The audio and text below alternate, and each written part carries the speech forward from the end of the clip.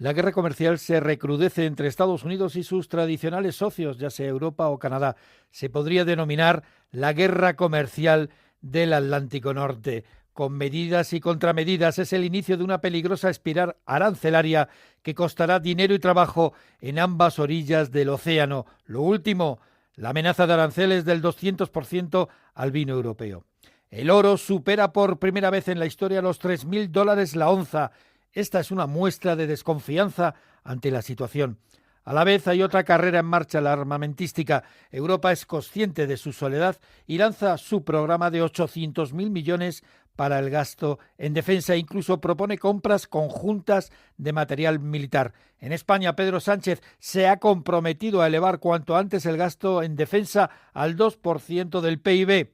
Eso sí, no dice cómo, ni cuándo, ni con quién lo va a hacer, mientras intenta dejar de lado al Parlamento.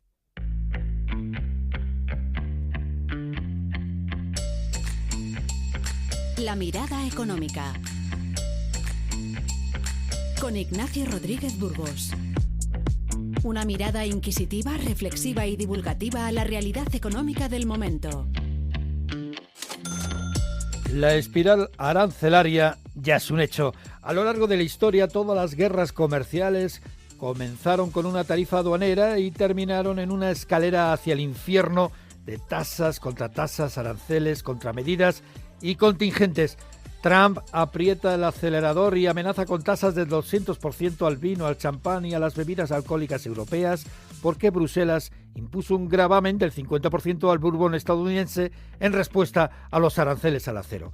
Estados Unidos representa el segundo mercado exterior del vino español tras Alemania. Antonio Garamendi, presidente de la COE, rechaza la medida. Se lo va a perder, porque tengo que reconocer que el vino español es maravilloso. Yo creo que es un error enorme y yo sinceramente creo que es una política económica errática. No lo entiendo y desde luego, lo digo de verdad, ellos se lo pierden.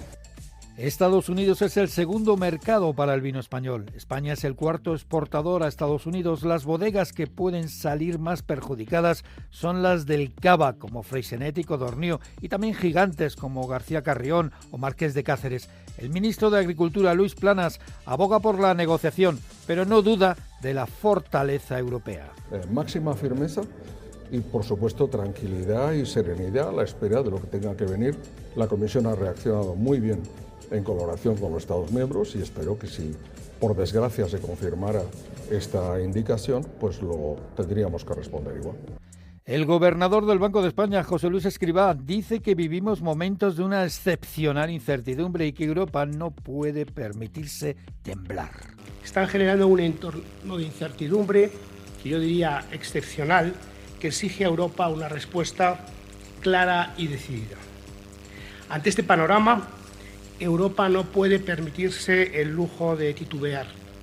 No es el momento ni de fragmentación ni de parálisis. Es el momento de la unidad, en todos los ámbitos, pero muy especialmente en el ámbito económico y financiero. La guerra de los aranceles se mezcla, así lo hace el equipo de Trump, con la política en defensa. Trump sigue con sus presiones para que Europa gaste más en defensa, mientras el proceso para conseguir la paz en Ucrania sigue en la bruma. Y en lo más oscuro de la geopolítica, quien brilla es el oro.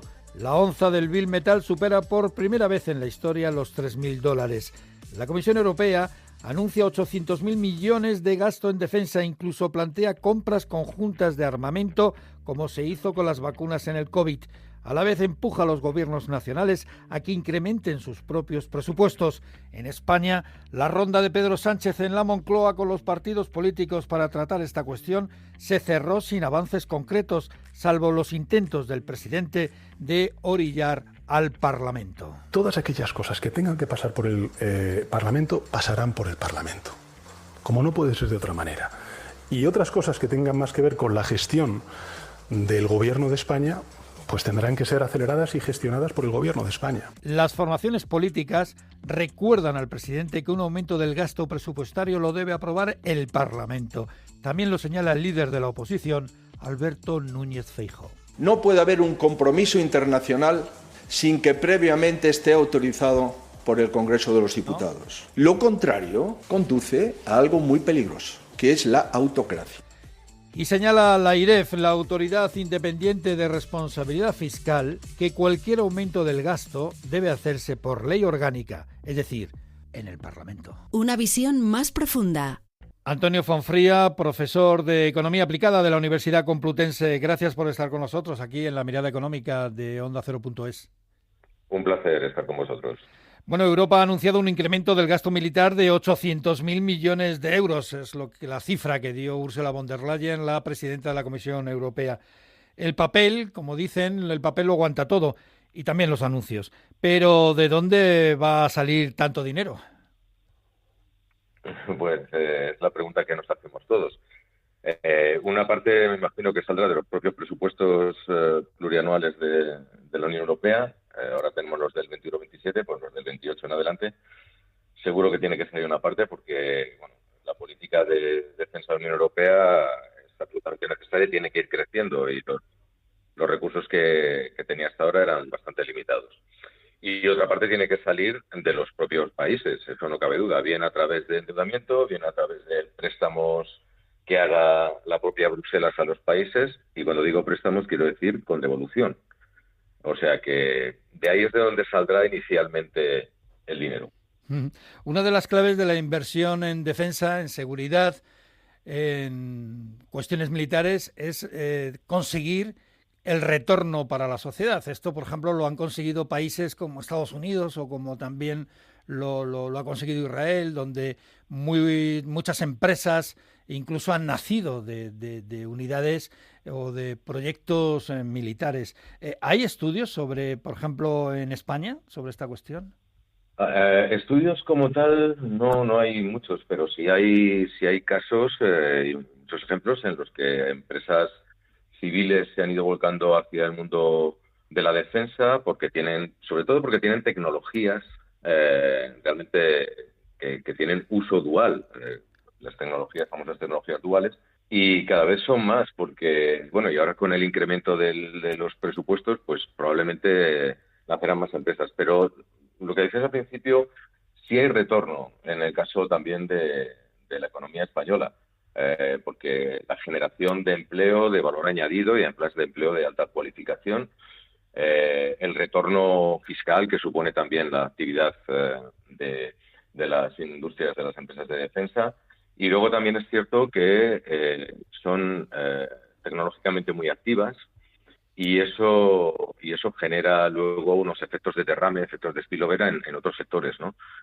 Igual que los sectores civiles, por decir de alguna forma, lo generan en el ámbito militar.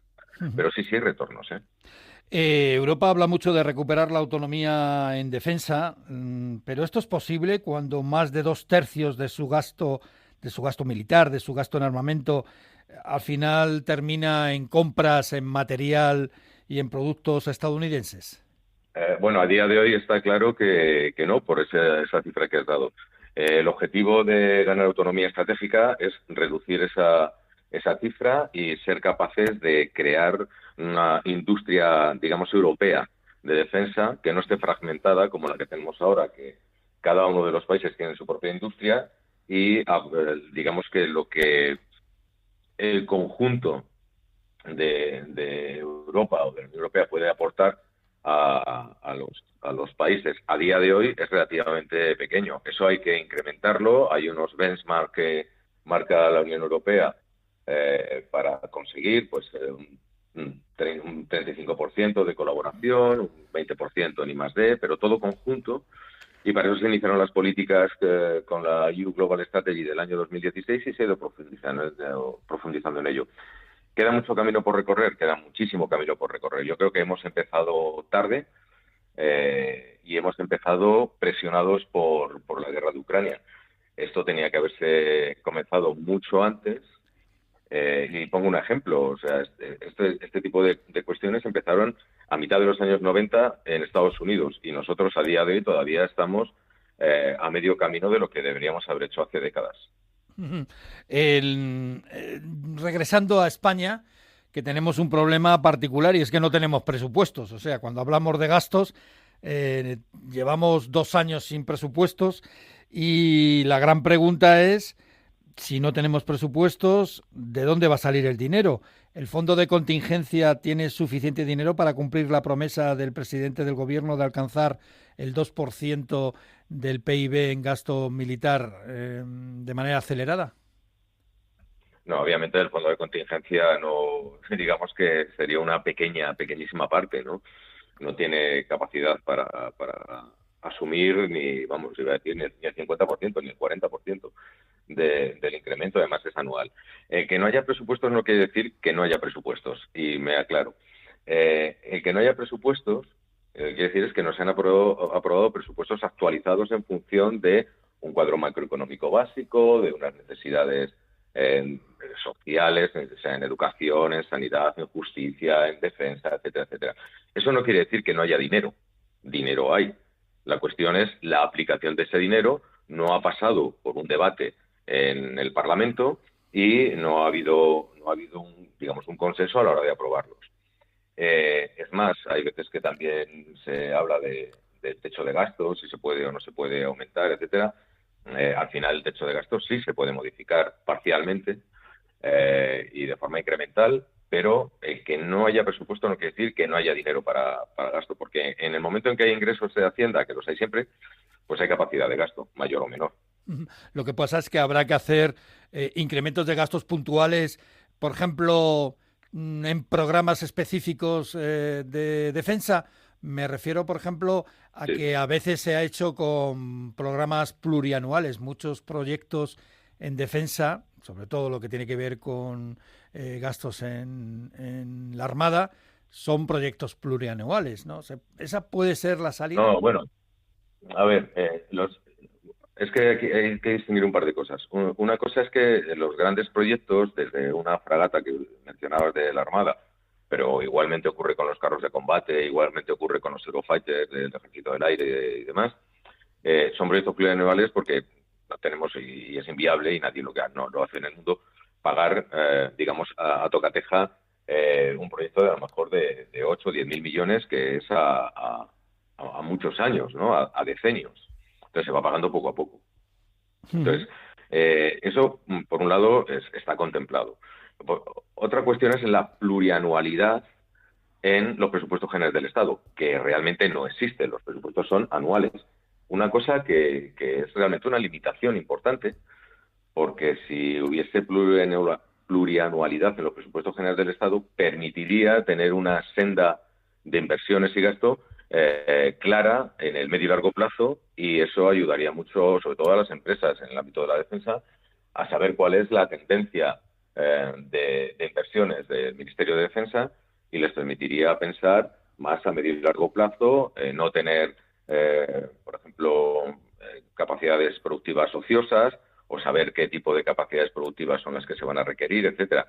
Sería más, yo creo que sería más eficiente el gasto, más allá de cuestiones, digamos, de gasto anual, que cuando Hacienda suelta el dinero, pues el Ministerio de Defensa, el Ministerio de Defensa y las Fuerzas Armadas no son capaces de gastarlo de manera eficiente y tienen que recurrir a gasto fuera de nuestras fronteras, con lo cual, digamos que no beneficia a empresas españolas. Y ahí se pierde buena parte del retorno. Pues Antonio Fonfría, profesor de Economía Aplicada de la Universidad Complutense, muchas gracias por estar con nosotros en La Mirada Económica de Onda Cero. Nada, un placer, encantado. La Mirada Económica. Los precios repuntan. En febrero aumentaron 1/10 y repunta la inflación interanual en nuestro país al 3%. La principal responsable es la electricidad, que en solo un año, se ha encarecido un 28% y empuja al grupo de vivienda un 9,8% arriba. Los alimentos, pues también siguen al alza, y eso que el aceite de oliva se ha abaratado un 32% en los últimos 12 meses. Destacan las subidas del chocolate, la fruta y el café. Desde Comisiones Obreras, Maricruz Vicente apunta que el IPC no tiene en cuenta el coste real de la vivienda. Hemos de seguir insistiendo que el IPC no refleja todo el aumento del coste de vida al no incluir el coste de la vivienda.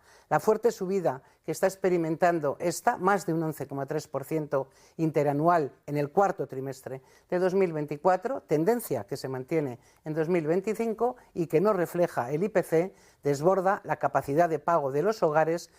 Y en esto de las casas, pues se cumple en estos días un año de la Ley de Vivienda y de la decisión de la Generalitat de Cataluña de establecer zonas tensionadas en el alquiler.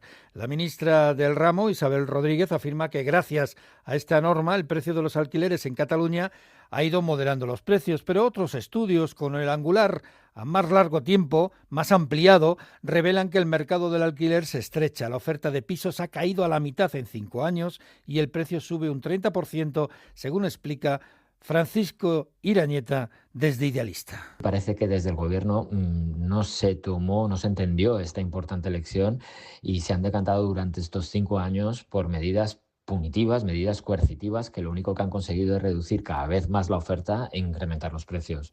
Desde Fotocasa se asegura que el 42% de los propietarios en Cataluña prevé retirar su vivienda del mercado del alquiler. La metamorfosis económica. Con la ayuda de Patricia Gijón es el momento de acercarnos en la mirada económica a la realidad transformadora de la economía, la metamorfosis de los procesos productivos. Corea del Sur utilizará libros con inteligencia artificial. El año que viene, Corea del Sur introducirá en las clases desde los 8 años libros digitales personalizados con inteligencia artificial. Los textos podrán verse en una tablet y se irán adaptando a los conocimientos de los estudiantes. El profesor será el que otorgue un nivel a final de curso. Cerca de 50.000 padres se oponen. Amazon Prime usará la inteligencia artificial para sus películas. La compañía ha anunciado que empezará a utilizar inteligencia artificial en un programa piloto para algunos de sus contenidos, en concreto 12 películas y series al inglés y al español latino. El objetivo, llegar a más clientes. La industria del doblaje en contra de un recurso que reduce la calidad de las películas, prescindiendo de transmitir las emociones humanas y que a la larga podría dejar sin trabajo a numerosos profesionales. Escanear el iris no está exento de tributación. La Agencia de Protección de Datos prohibió esta práctica que implicaba ceder tus datos biométricos a cambio de criptomonedas, pero los que lo hicieron recuerden que tendrán que incluirlo en su declaración de la renta. Lo advierte Marta Rayaces, responsable de inversiones y criptoactivos en TaxDown. Un desequilibrio fiscal que puede hacer que algunos acaben tributando más de lo que realmente han pagado. En cualquier caso, lo que está claro es que Hacienda está reforzando su control sobre los criptoactivos y es probable que exija información a quienes hayan recibido y operado con estos tokens. Quienes participaron en WorldCoin deben revisar bien su declaración de la renta de este año y si vendieron en 2024 a un precio menor del que recibieron, analizar cómo minimizar su impacto fiscal de cara a futuras compensaciones. Estados Unidos insiste en la división de Google en la venta de su navegador Chrome. El Departamento de Justicia estadounidense ha emitido una nueva propuesta de sentencia revisada en la que reitera su intención de que Google venda su navegador web Chrome, aunque también señala que la tecnológica podría continuar invirtiendo en tecnología con inteligencia artificial. El objetivo, restablecer la competencia en el mercado de búsqueda en línea. Más noticias sobre la transformación económica, sobre la metamorfosis del sistema productivo en OndaCero.es. La mirada económica. La semana ha sido pródiga en noticias de empresas. Por ejemplo, los resultados del gigante textil Inditex, la mayor empresa española, matriz de marcas como Zara, Massimo Dutti o Pull&Bear. Inditex ganó 5.870 millones de euros el año pasado, todo un récord. Pero las ventas ya no crecen tanto como en años anteriores y está la amenaza de los aranceles de Estados Unidos. Óscar Maceiras, consejero delegado del Grupo Textil, dice que ellos están preparados. No deja de ser un entorno todavía incierto, pero nos sentimos muy bien posicionados. Tenemos una enorme diversificación en cuanto a orígenes de fabricación, en cuanto a mercados, en cuanto a canales, en cuanto a formatos. Operamos en muchos mercados, estamos acostumbrando a regímenes arancelarios, regímenes tarifarios muy distintos a esos mercados y tenemos una enorme flexibilidad. Otra protagonista es Oracle, la empresa norteamericana de informática que anuncia una inversión de 1.000 millones en España y va a multiplicar por 5 sus centros de datos en nuestro país. Además, Telefónica abandona Colombia, ha vendido su filial por 370 millones, se suma así a la salida de Argentina. En cambio, Indra no vende Minsight, su división de servicios digitales. Indra prefiere interesarse por Santa Bárbara, la señera fabricante de armas hoy integrada en el grupo estadounidense de General Dynamics, y rescata en parte a Duro Felguera, que está en concurso de acreedores, al comprar sus instalaciones en Gijón, donde Indra piensa fabricar blindados. La mirada económica. Es todo. Muchas gracias por su atención una semana más, por seguirnos aquí en La Mirada Económica de Onda Cero. Un abrazo.